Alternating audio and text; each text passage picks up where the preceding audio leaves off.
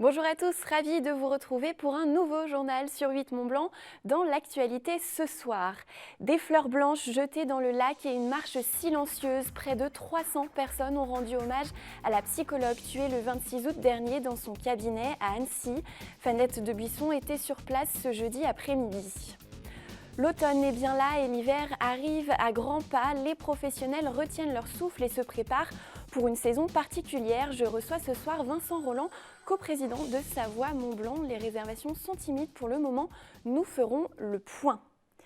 Morgane Nevalers s'est décédée le 26 août dernier dans son cabinet de psychologue à Annecy, au 68 rue Carnot, d'une balle dans la tête. Le tireur, désarmé par le mari de la victime, a été interpellé, mis en examen pour assassinat et placé depuis en détention provisoire. Selon les premiers éléments de l'enquête, la jeune thérapeute avait rédigé un signalement à son encontre pour des faits de nature sexuelle commis sur mineurs dans le cadre familial. Viendra le temps des questions, mais aujourd'hui, c'est le temps de l'hommage que les proches ont voulu lui rendre, un hommage digne et silencieux. Fanette de Buisson était sur place. Morgane, il y a un mois, en rédigeant ce signalement, tu as fait ton devoir de psychologue et de citoyenne. Tu l'as fait en toute conscience et dignité, et nous t'en remercions. Tu peux compter sur nous pour témoigner de tout ce que tu as donné. Nous n'oublierons jamais. Avant la marche, quelques mots pour dire qui était Morgane, la jeune psychologue abattue ici le 26 août dernier. Un mot écrit par son mari qui rappelle l'engagement et le professionnalisme de sa femme. Plus de 250 personnes marchent ensuite silencieusement dans les rues d'Annecy jusqu'au jardin de l'Europe. Quelques anonymes, sa famille, ses proches, ses confrères sont présents pour ce temps d'hommage. Pour nous, c'était important que ce soit un hommage, que ce soit totalement libre de toute revendication. On sait qu'il y aura un temps de discussion qui viendra, mais par la suite. Aujourd'hui, pour nous, c'était simplement rendre hommage à son courage, à ce qu'elle a fait, et puis à son professionnalisme, parce qu'elle a été très professionnelle et malheureusement, ça lui a coûté extrêmement cher. C'est des situations qu'on peut rencontrer dans nos métiers, et c'est vrai que ça nécessite, je pense, du courage, en effet. Et Morgane était quelqu'un, comme on l'a expliqué au départ, a priori quelqu'un d'entier et d'engagé. Et elle a été fidèle à elle-même. Engagée, travailleuse acharnée et passionnée, Morgane exerçait depuis 10 ans dans le bassin annécien. Elle rédigeait actuellement un livre sur le harcèlement scolaire. Ses combats se poursuivent désormais à travers ses proches et ses collègues. Merci. Vive Morgane, merci. Les vacanciers indécis attendent le dernier moment pour organiser leur séjour. Un tiers d'entre eux a prévu de réserver au mois de décembre ou même plus tard. Les stations espèrent quant à elles les convaincre au plus vite. Protocole sanitaire, flexibilité, possibilité d'annulation, tout est mis en œuvre pour rassurer. Fanette de Buisson a rencontré les professionnels de la montagne lors du workshop parisien de Savoie Mont-Blanc Tourisme. Reportage. Il va falloir convaincre. Les stations de ski amputées de leur fin de saison l'hiver dernier se veulent rassurantes face au contexte sanitaire. Informer, rassurer et rassurer encore, alors que 5 Français sur 10 sont encore indécis sur leurs vacances d'hiver. C'est très axé sur savoir si oui ou non, si on réserve aujourd'hui, il y a possibilité ou pas, vu la crise sanitaire qu'on rencontre aujourd'hui, de pouvoir annuler au dernier moment si on réserve. Voilà, s'il y a des risques. L'étude réalisée par Savoie Mont-Blanc Tourisme du 28 août au 4 septembre montre que 65% des indécis le sont à cause du contexte sanitaire, 25% à cause des incertitudes sur les consignes gouvernementales. Face à ces nombreuses zones de flou, les professionnels s'organisent. France Montagne a par exemple déjà publié un protocole sanitaire destiné au grand public. On va rester optimiste, voilà. En ce moment, les réservations, pour être franc, ne sont pas au même niveau que les années précédentes. Il faut bien évidemment rassurer les gens sur cet aspect financier. Et là, les écoles de ski se sont engagées à mettre un protocole en place où s'il y a des restrictions qui sont faites de manière nationale, à légiférer, bien entendu, les écoles de ski appliqueront un remboursement en intégralité pour les cours qui n'auront pas été consommés. Les professionnels souhaitent renouveler le succès de cet été. La montagne française a convaincu à l'heure du Covid, plus 7 points de fréquentation et un quart de nouveaux clients. On a 95% des gens qui ont séjourné en montagne qui étaient satisfaits des conditions sanitaires dans lesquelles ils ont été reçus. Et on sait qu'on a les gens qui sont prêts à venir cet hiver. On a 7 Français sur 10 qui ont l'intention de partir. 5 sur 10 dans ces 7 sur 10 sont un peu incertains, donc ils ont envie d'être rassurés sur les conditions d'accueil, sur les autorisations qu'ils auront d'activité sur place. Et donc c'est notre rôle à tous, acteurs de la montagne, d'apporter ces réassurances dès maintenant pour que les réservations se fassent. Autre incertitude à lever, la présence de la clientèle étrangère qui représente 34% des nuitées l'hiver. Elle est dépendante de l'ouverture des frontières.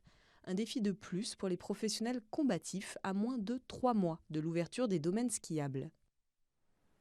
Et pour évoquer cette saison d'hiver, j'accueille ce soir Vincent Roland, coprésident de Savoie Mont-Blanc Tourisme. Nous allons revenir ensemble rapidement sur la saison d'été et voir comment vous vous préparez pour l'hiver. Je vous en prie, rejoignez-moi sur le plateau. Alors d'abord peut-être quelques mots sur cette saison d'été. Comment l'été s'est-il passé pour nos stations et nos lacs de Savoie-Mont-Blanc ? Plutôt bien, et début juin, on envisageait le pire ou presque, puisque les restaurants pouvaient rouvrir. Et à ce moment-là, les réservations étaient atones, et puis progressivement, les choses se sont accélérées. Début juillet était un peu timide, fin juillet de bonne facture, et surtout, le mois d'août a été exceptionnel, avec 26% de nouveaux clients qui découvraient la montagne l'été pour la première fois, plutôt très satisfaits et avec un pouvoir d'achat amélioré par rapport à ce qu'on a connu d'habitude. Donc c'est un bon point pour la montagne. Maintenant, essayons de transformer l'essai, comme le disent nos amis de l'Ovalie, pour pouvoir faire progresser encore la destination. Est-ce que les socioprofessionnels, notamment les hôteliers, les restaurateurs que vous côtoyez, ont le sourire ou restent optimistes en tout cas ? Les restaurateurs, sans doute plus que les hôteliers, puisque l'hôtellerie, avec les campings et surtout les hébergements collectifs, sont sans doute ceux qui ont connu le plus de difficultés cet été.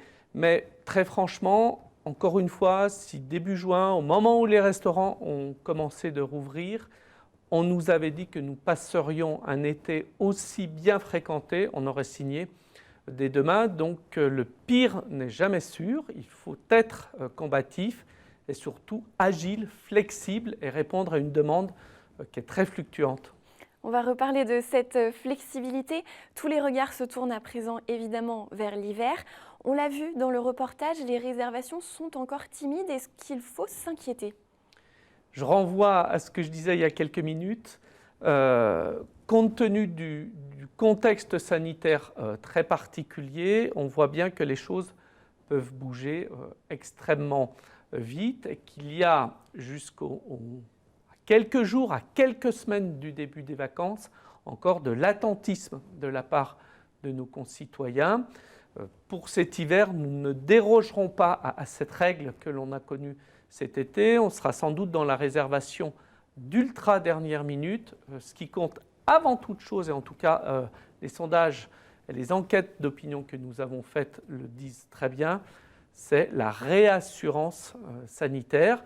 Laquelle réassurance, là aussi, peut, elle, évoluer en fonction de l'état sanitaire du pays. Cet été, les gestes barrières, les mesures sanitaires en vigueur ont été appliquées, respectées. Cet hiver, on s'attend à voir beaucoup plus de monde dans nos stations. Est-ce que vous ne craignez pas l'apparition de clusters ? On ne sait pas à l'avance et faire des prédictions à 3 mois du début de la saison, c'est impossible. En tout cas, moi, je n'ai pas envie de raconter d'histoire.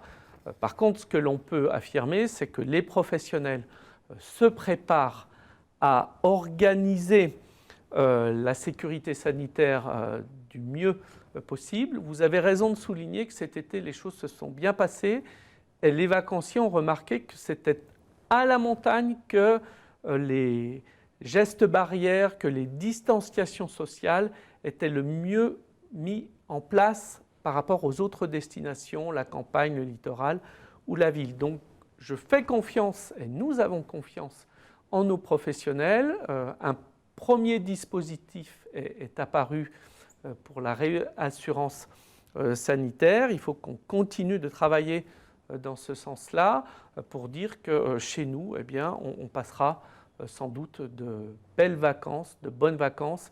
Et la montagne, ça me paraît particulièrement important dans le climat anxiogène dans lequel nous vivons, permet de déconnecter avec le quotidien et de manière très rapide. Donc je pense que chez nous, oui, on passera de bonnes vacances. Il y aura sans doute beaucoup de Français parce que la présence des étrangers sera aussi conditionnée à la situation dans leur propre pays et aux autorisations qu'ils auront ou non de rejoindre des destinations étrangères, comme la France, je l'espère. Un mot sur les classes de neige. Vous soulignez en cette rentrée que les annulations se multiplient. Quel impact ça aura pour nos stations ? C'est surtout qu'on attend un message fort du ministre de l'Éducation nationale. Il me l'a dit par courrier à l'Assemblée nationale la semaine dernière qu'il encouragerait aux classes de neige. Il faut maintenant qu'il le dise au rectorat, qu'il le dise dans toutes les académies, parce que cela peut avoir un impact immédiat sur les stations qui accueillent beaucoup de classes de neige. Ce sont généralement des stations de moyenne altitude. Et les mois de janvier et mars risquent d'être extrêmement creux s'il n'y a pas la présence de ces classes de neige. Et puis à long terme, c'est un problème aussi puisqu'on ne renouvelle pas les clientèles. Mais quand en cours, on arrive à mettre dans une salle 35 élèves en terminale, par exemple, qu'on ne me dise pas que d'autres enfants ne peuvent pas venir en classe de neige. Je crois qu'à un moment donné, si le citoyen doit s'y retrouver, il faut que l'État soit cohérent avec lui-même. Merci beaucoup. On espère que le message est passé. Merci Vincent Rolland d'avoir accepté notre invitation. On reviendra vous voir d'ici le début de l'hiver. Merci beaucoup. Un tout autre sujet, les réserves de sang n'ont jamais été aussi basses depuis 10 ans. L'établissement français de sang alerte. Malgré son appel lancé fin août, les stocks ne remontent pas. D'ordinaire, la collecte est réalisée en grande partie dans les entreprises ou les universités. Une activité évidemment stoppée dans ce contexte. L'établissement du sang appelle donc à la mobilisation de tous. Pour plus d'infos, rendez-vous sur le site dondusang.efs.santé.fr. Et c'est la fin de ce journal. On se quitte avec des images du festival de théâtre amateur sur un plateau. La 7e édition a débuté hier à Annecy et se terminera dimanche. Cette année, la programmation est 100% au Savoyarde. Ce mardi, les spectateurs étaient au rendez-vous pour la pièce Comme s'il en pleuvait de Sébastien Thierry, interprété par la compagnie Acroplanche. Juste après ce journal, un nouvel épisode de Panorama à l'École supérieure d'art d'Annecy et dès 18h, nous diffusons en direct le conseil communautaire du Grand Annecy. Belle soirée sur notre antenne et à demain.